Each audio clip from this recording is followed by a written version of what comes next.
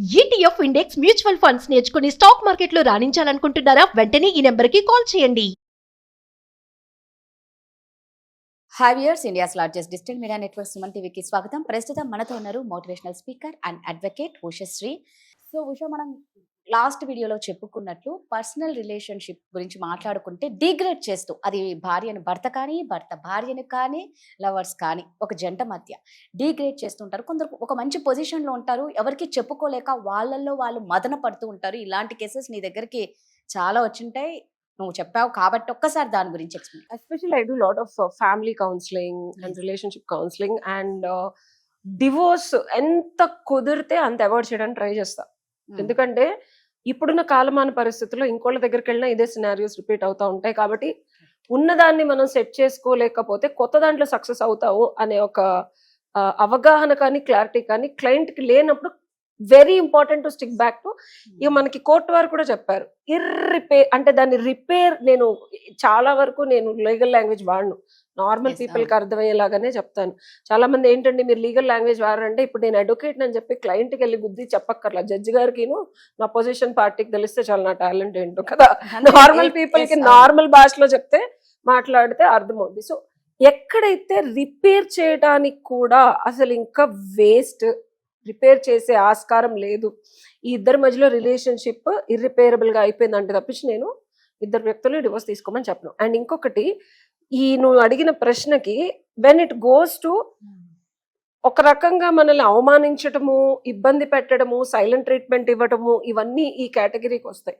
ఇంకా చెప్పాలంటే విపరీతమైన ఫిజికల్ అబ్యూజ్ అలా ఉన్నప్పుడు మాత్రం కంపల్సరీ నేను డివోర్స్ తీసుకోమంటాను. ఎందుకంటే అది ఇట్ విల్ లీడ్, వాడు నీ మీద చెయ్యెత్తి ఒకసారి రెండు సార్లు సరదాగా కోపంలో ఏదో రకంగా ఇబ్బంది వస్తుంది, నేను ఒకసారి కొట్టాడండి అంటే నేను డివోర్స్ తీసుకోమని చెప్పాను. నువ్వు కూడా పీక్ అంట కావాలంటే ఓకే, సరదాగా కొట్టుకోవచ్చు, తప్పలేదు. భార్యాభర్తలైనా గర్ల్ ఫ్రెండ్ నేనైనా తేడా వస్తున్నా వాళ్ళు పీకుతా తర్వాత సారీ చెప్తాను.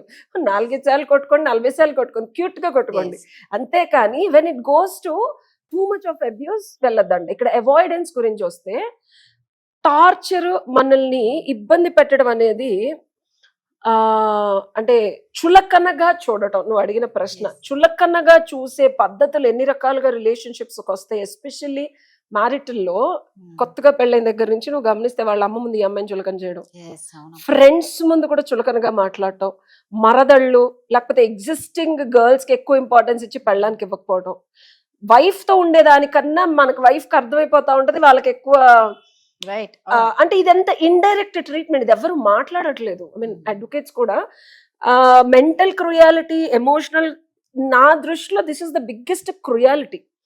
కొట్టిన 4 దెబ్బలు నొప్పులు 4 రోజులు తగ్గుతాయేమో కానీ రాదా, ఈ చులకన భావంగా మాట్లాడటం ఏముంది అందులో అనుకుంటారు. కానీ ఆ చీప్నెస్ క్రియేట్ అవుతుంది యాజ్ అన్ ఇండివిజువల్ గా. నలుగురు ముందు, 4 గోడల ముందు చులకన చేస్తే భార్యాభర్తలు ఏదో చేసుకుంటారు, కానీ when it comes to friends, birthday party జరుగుతుంది, వైఫ్ పక్కనే ఉంటది, వైఫ్ తప్పించి అందరితో ఆడు చాలా సరదాగా ఉంటాడు, వైఫ్ కేక్ పెట్టాడు, అందరికి పెడితే ఎలా ఉంటుంది, దారుణంగా ఉంటది. సో ఇలాంటివి వాళ్ళ వైఫ్ కి కాకుండా వాళ్ళ అమ్మకి, వాళ్ళ చెల్లికి, వాళ్ళ పిల్లలకి బట్టలు వాళ్ళకి కొనడం, దీనికి అసలు అవసరమాన్ని కూడా అడగకపోవడం, బేసిక్ గాజులో చిన్నది కూడా అసలు లైక్ అవాయిడెన్స్. చెప్పేది అడుగుతుంది. ఎవరికైనా అవతల వాళ్ళకి ఇది ఏముందిలే, చిన్నదే కదా, ఇందులో పెద్ద విషయం కాదు కదా అని అంటారు, కానీ భరించే వాడికి అది ఎంత పెయిన్ అంటే ఆ ప్లేస్ లో మనం ఉంటే తెలుసు. అండ్ మాట్లాడకపోవడం, సైలెంట్ ట్రీట్మెంట్.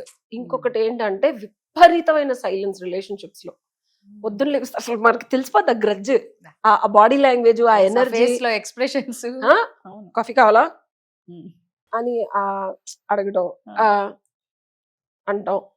అంటే దానికి ఒక రెస్పాన్స్ లేదు. ఒక ఇద్దరు మనుషులు 20 ఏళ్ళు 30 ఏళ్ళు కాపురం చేసిన తర్వాత లాస్ట్ టైంలో తోడుంటారని కదా ఇన్ని సంవత్సరాలు మనం ఆ దరిద్రం పెంట అంతా భరించేది, వాళ్ళు తిట్టినా కొట్టినా.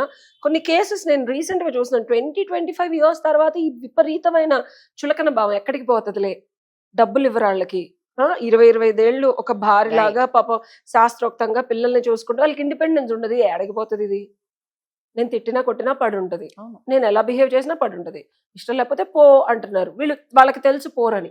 అలాంటి సందర్భాల్లో ఆడవాళ్ళని ఎంత ఎంత చులకనగా చూస్తున్నారో తెలుసా. అంటే సొసైటీ పరంగా కానీ చూపించుకోవడానికి మాత్రం అసలు బయటకు వెళ్తే చాలా బాగా చూసుకుంటారు అని ఒక భ్రమ కలిగించి లోపల వీళ్ళని పెట్టే టార్చర్ నాకు వింటుంటే అసలు ఎంత బాధేస్తుంది. అండ్ దట్టు మళ్ళీ వాళ్ళు ఇంకోళ్ళతో ఉండడం, వాళ్ళతో ఎక్కువ టైం మాట్లాడతాం.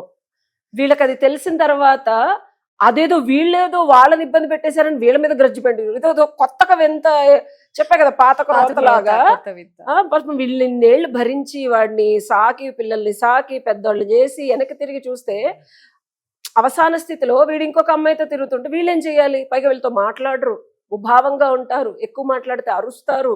ఆ ప్రేమ అనేది దిస్ ఇస్ అ నర్చరింగ్. చాలా మంది దీన్ని ఏదో అడ్జస్ట్ అయిపోండి, ఏముంది మాట్లాడిపోతే ఏమైంది, డబ్బులు. ఇద్దరు వ్యక్తులు ఒక రూఫ్ లో కలిసి పడుకొని నేళ్ళు కాపురం చేసిన తర్వాత ఎలా అడ్జస్ట్ అవుతారు కదా? ఇగ్నరెన్స్ ఈజ్ బ్లిస్ అనుకొని ఉండలేరు కదా. అంతే కదా మరి. నేను వాళ్ళకి సరే కౌన్సిలింగ్ లో ఒక్కొక్కళ్ళు ఒక్కొక్కలాగా ఉంటుంది కాబట్టి నేను ఒక్కొక్కరికి ఒక్కొక్క సజెషన్ ఇచ్చాను. ఒకళ్ళకైతే అమ్మ what is important to you, మీరు అది చెయ్యండి. ఆవిడకి ఎప్పటి నుంచో ఆర్ట్ మీద ఇంట్రెస్టో లేకపోతే డాన్స్ మీదో లేకపోతే ఇంకోటో. ఎందుకంటే వీళ్ళకంటూ ఒక సర్కిల్, మా మదర్ కూడా వీళ్ళకంటూ ఒక సర్కిల్ ఉండనివ్వరు, వీళ్ళకంటూ ఫ్రెండ్స్ ఉండరు, వీళ్ళకంటూ ఇండివిజువాలిటీ ఉండదు. బయటకు వెళ్ళాలంటే ఇలా తీసుకెళ్ళాలి, కూరగాయలు తేవాలని ఇలా. టూ మచ్ ఆఫ్ డిపెండెన్సీ ఉన్న హస్బెండ్స్ తో అయితే అసలు అది భరించలేని నొప్పి. వాళ్ళని వాళ్ళు కోల్పోతారు రాదా? దీనికి సొల్యూషన్ చెప్పమంటావా? ఖచ్చితంగా. ఇది ఎప్పుడు వస్తుంది అంటే మీరు టూ మచ్ ఆఫ్ డిపెండెన్సీ వాళ్ళ మీదే పడినప్పుడు.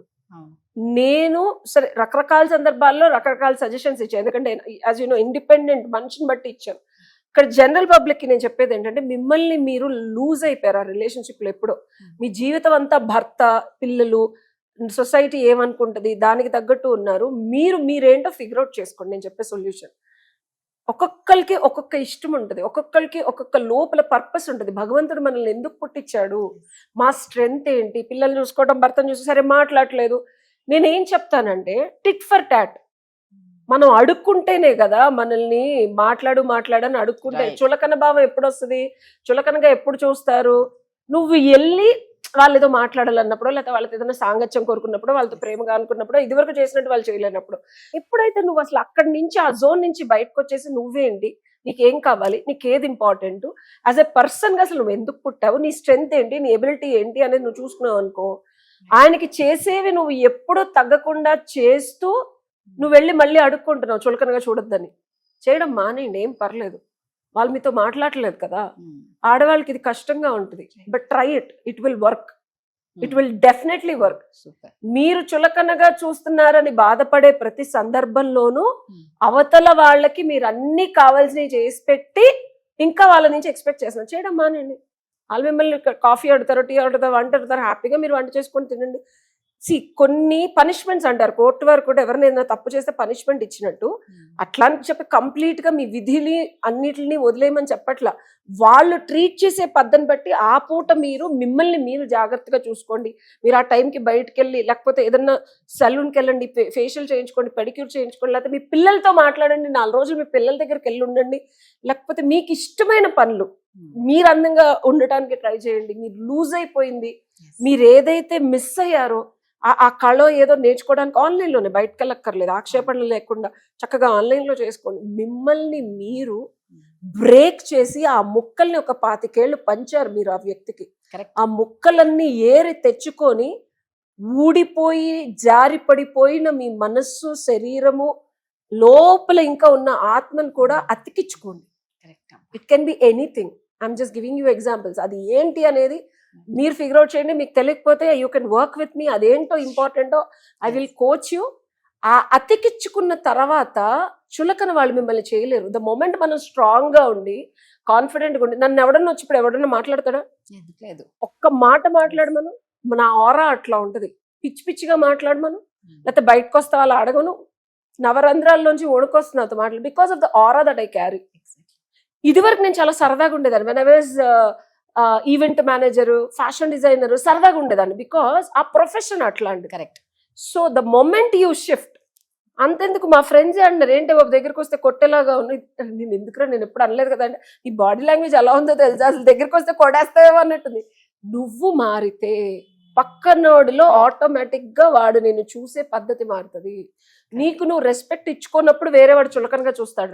మొమెంట్ నువ్వు యు గివ్ రెస్పెక్ట్ నీ ఒపీనియన్ కి. ఈ ఆడవాళ్ళందరూ వాళ్ళ ఒపీనియన్, నాది అసలు ఒపీనియన్ అయినా అంతా మా ఆయన చెప్తే, మా ఆయన ఏ కూరగాయలు తెస్తే అది వండుతానండి.